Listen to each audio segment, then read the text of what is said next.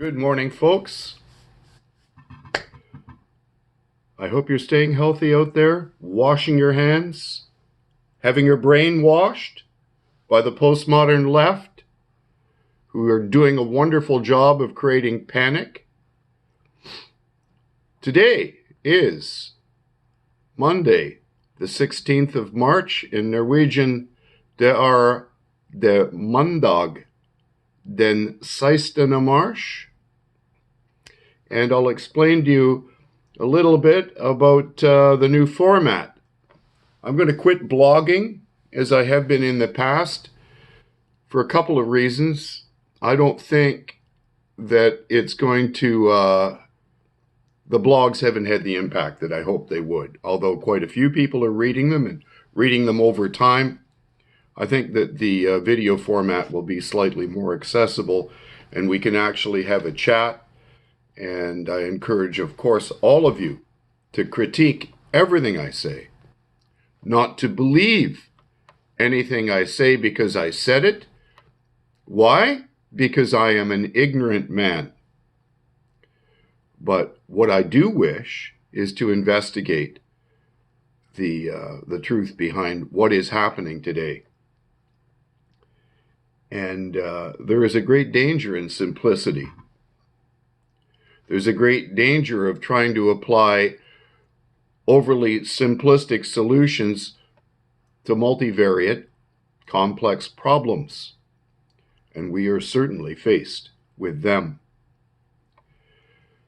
Having said that,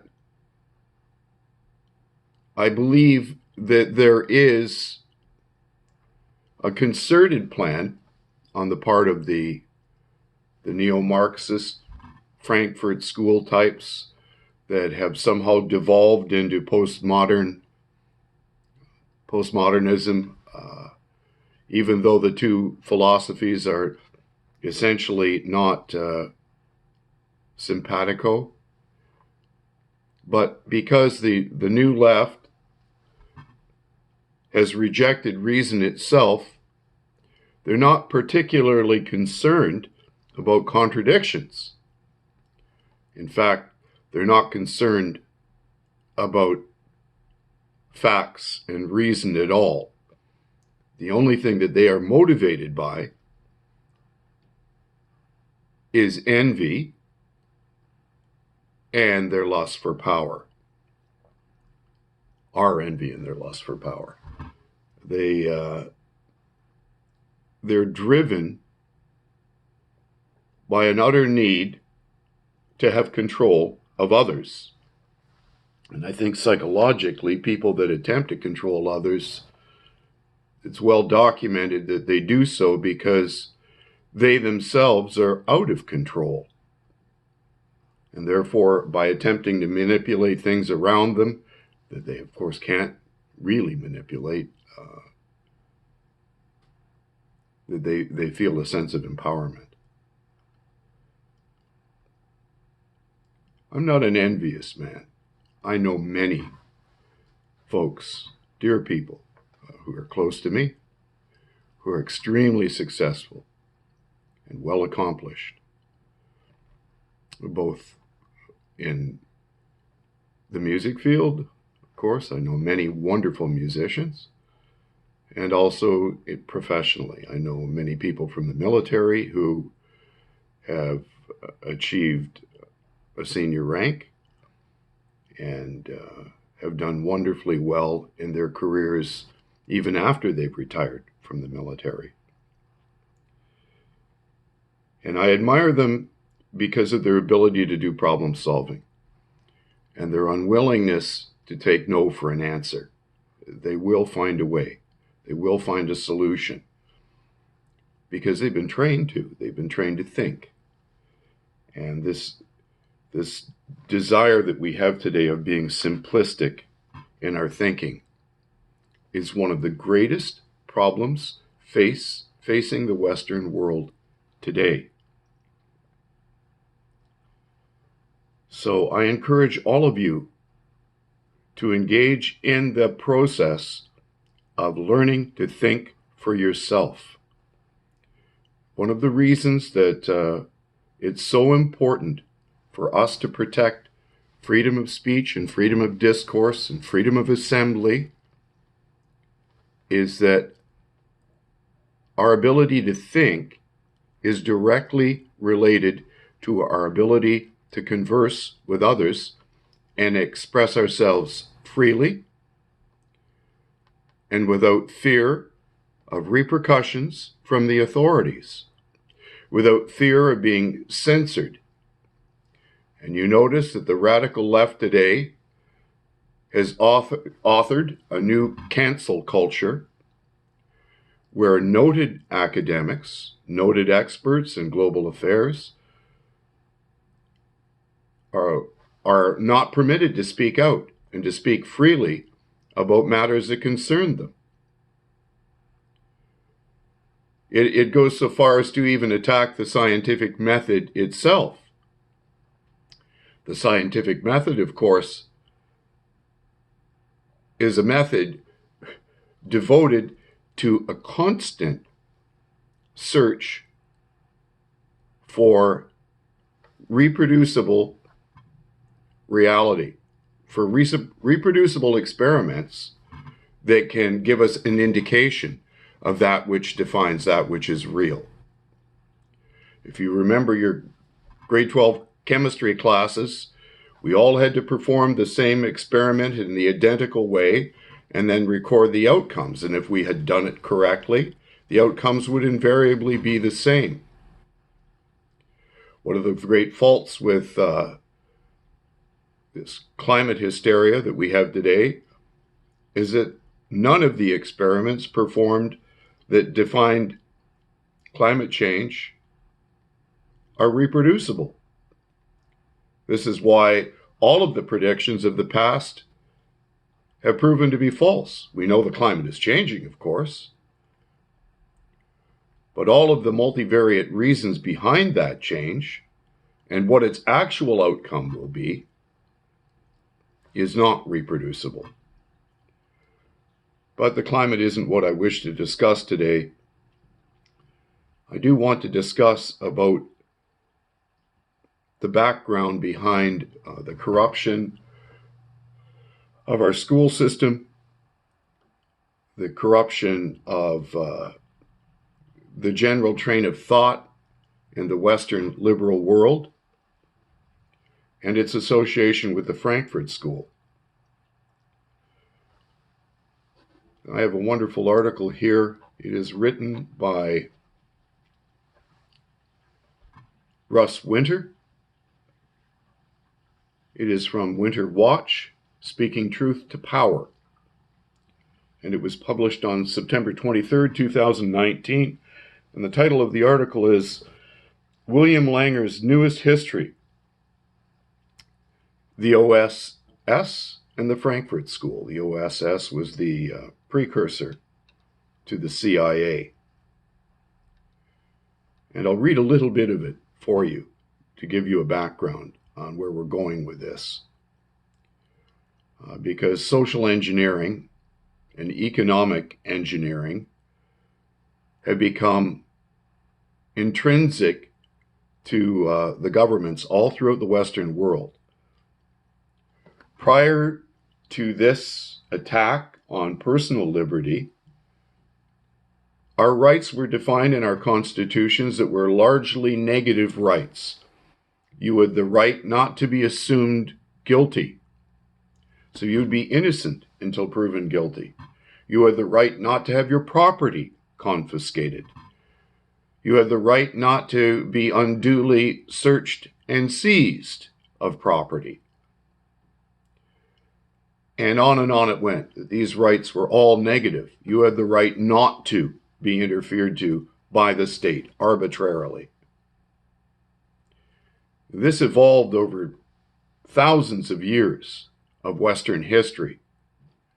And the lessons that our ancestors learned about the danger when a government becomes too centralized and too powerful and robs the citizen of the citizen's own property.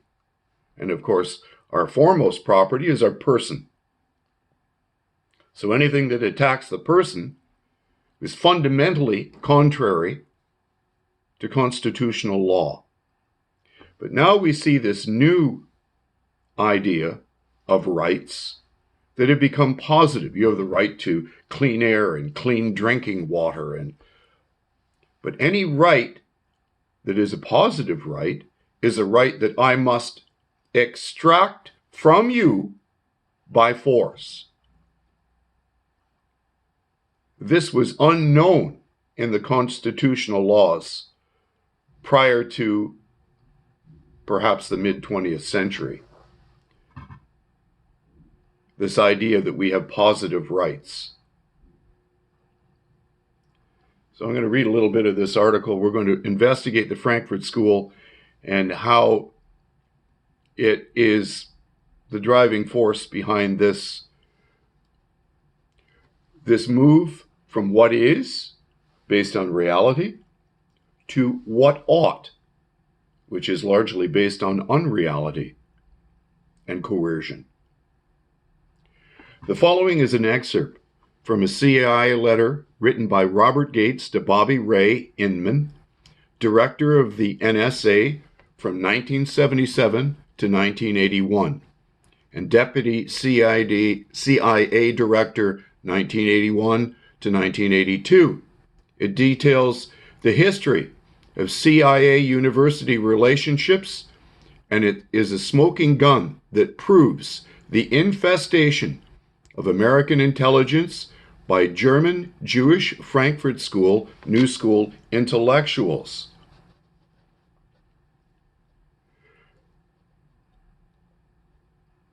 Recruited the prominent Harvard historian William L. Langer as the director of research. The two of them set to work to invite outstanding scholars in the social sciences to join their board of analysis and enlist additional staff. A large number of university professors were brought into the OSS, that is the precursor organization to the CIA, as the intelligence organization was renamed in 1942. They included G.T. Robinson, professor of Russian history at Columbia. Keep Columbia in mind. And you know whose alma mater who went to that school. Yeah, no bummy. Oh, bummy ulami. Who was made chief of the Russian section. Hajo Holborn, professor of history at Yale. Franz Newman of the New School for Social Research. And interestingly, Hubert Marcuse, who is one of the founders of the Frankfurt School of Cultural Marxism. Harvard made no small contribution to the intellectual talent bank, contributing scholars such as Crane Brinton and H. Stuart Hughes in history, Carlton Kuhn in anthropology, John King Fairbank in Oriental studies, Bruce Hopper in government, Henry Murray in psychology, and others. The key character reference was William Leonard Langer, who was born March 16, 1896, and passed on December the 26th, 1977, who was a chairman of the history department at Harvard. During his tenure, Professor Langer published a number of influential studies of diplomatic history and U.S. foreign policy. Remember the association here with diplomacy and embassies, including an examination with S. Everett Gleason of U.S. isolationism and the domestic run-up to World War II.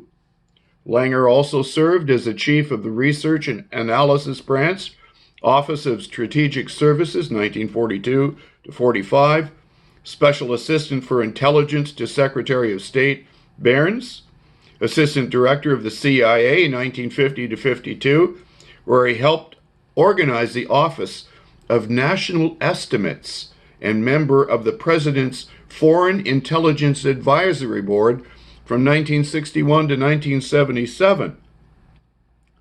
Note the list of sketchy foreign Frankfurt School muckety-mucks that Langer corralled to infest American intelligence.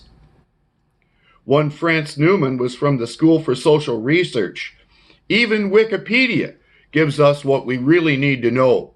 Newman born May 23, 1900, passed on September the 2nd, 1954, was a German Jewish political activist and Western Marxist theorist. He is best known for his theoretical analysis of National Socialism. He worked from the OSS from 1943 to 45. So the reason that this was sold in the US, I'll interject here my own thoughts, is that the US felt that they could use cultural Marxism's critical theory as a way of attacking Nazism, and perhaps even the older Marxism, which they had rebranded.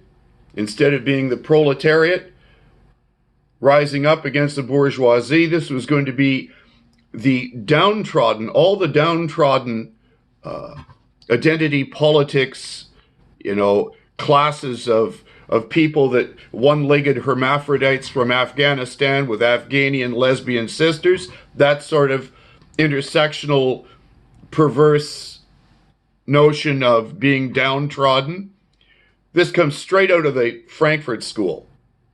Straight out of it. Of course, under English common law, and I mentioned this in my last video, when John Graves Simcoe founded the first government in Upper Canada, he stated point blank, "I will have all treated equally before the law, whether they are Europeans, whether they are North American natives, or whether they are Africans. All will be equal before the law." But instead of this equality before the law, we now have intersectional identity politics, where the blinders have been torn off Lady Justice's face, and special status is granted to certain groups that are viewed as being oppressed by the majority.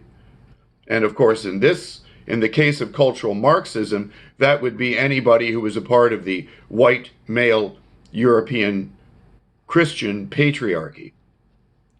Together with Ernest Frankl and Aaron Bergstrausser, Newman is considered to be among the founders of modern political science in the Federal Republic of Germany. I have a friend who teaches total quality. He has a doctorate in lean manufacturing in low-volume environments.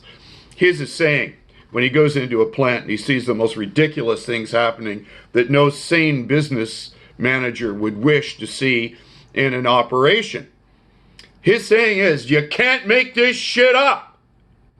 No matter how absurd this sounds, this is easily, if you investigate for yourself, demonstrably, provably the truth. This is where the corruption has entered the American political sphere and spread all throughout the Western world through the Frankfurt School and its perverse doctrine of critical theory. Frankl, December the 26, 1898, passed on March 28, 1975, was a German Jewish political scientist and socialist.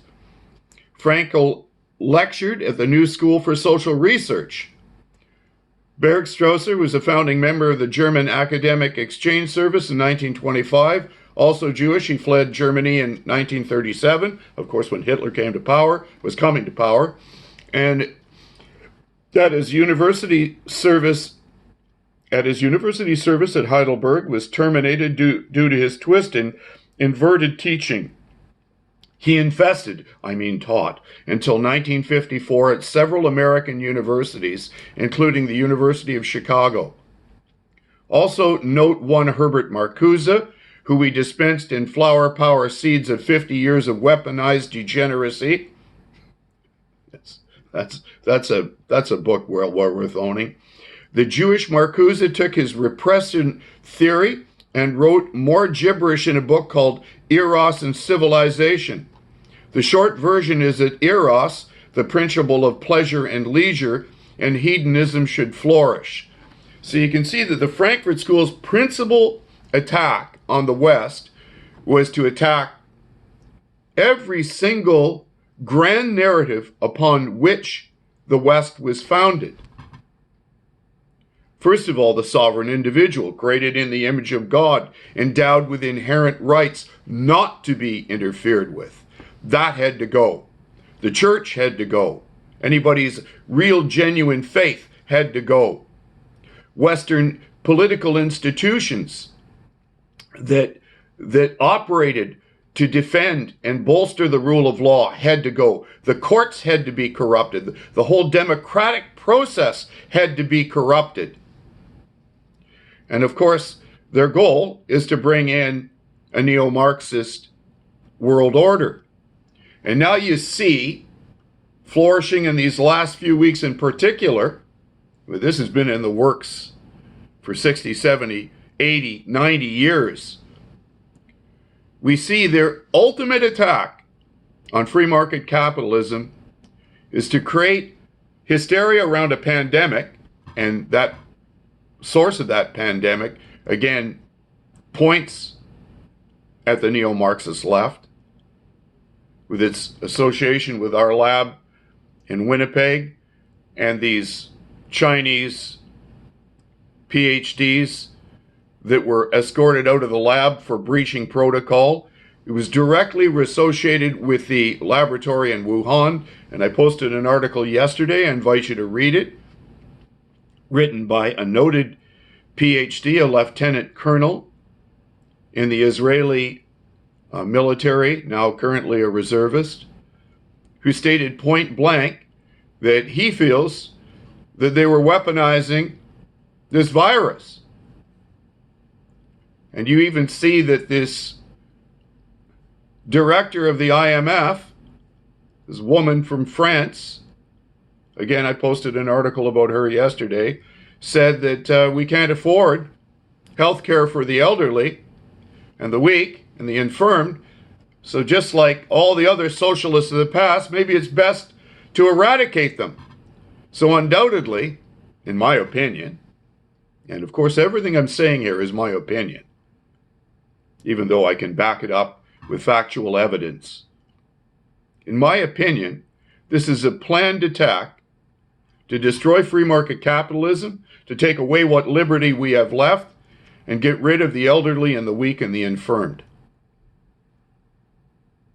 Again, as Dr. Cowling says, you can't make this shit up.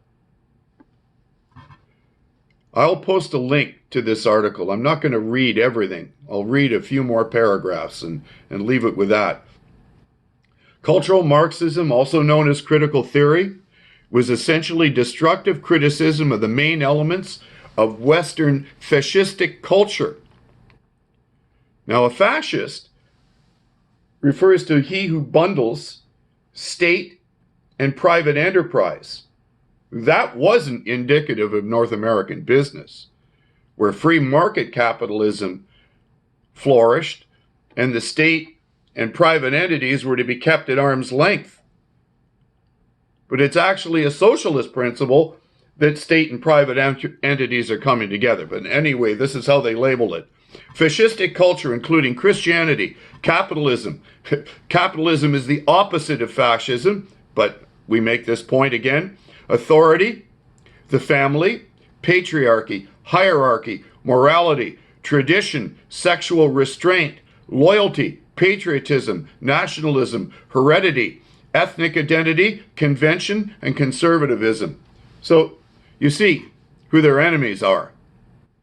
And I would assume that one of their biggest enemies is a classical liberal who believes in absolute liberty as much as I can possibly have, such that my behavior doesn't influence you by harming you, and your behavior can't harm me by extracting from me that which you want. This is a direct attack on everything that the Western world is founded on. Arguably, the most successful, free-thinking, liberal, tolerant place on the planet. They are intentionally undoing, funded by our tax money and operating in our universities and our schools. And now you can see that we have an entire generation of teachers that are infected with this mindset. So I've given you a lot to think about today. I'm going to post links to the articles that I've mentioned below. And again, stay healthy. Think for yourself. Don't let others dictate to you how you are to conduct your affairs when your affairs aren't harming them. Don't let others take away our inheritance. I don't believe that normal political process can solve this problem. This is now a legal problem. And the people that are guilty of this, and they are clearly guilty because even our prime minister has been found such by the ethics commissioner and his own attorney general, former attorney general. These people must be charged, tried in a court of law, and imprisoned. Oh, I've excited myself too much. You guys have a great day and stay healthy.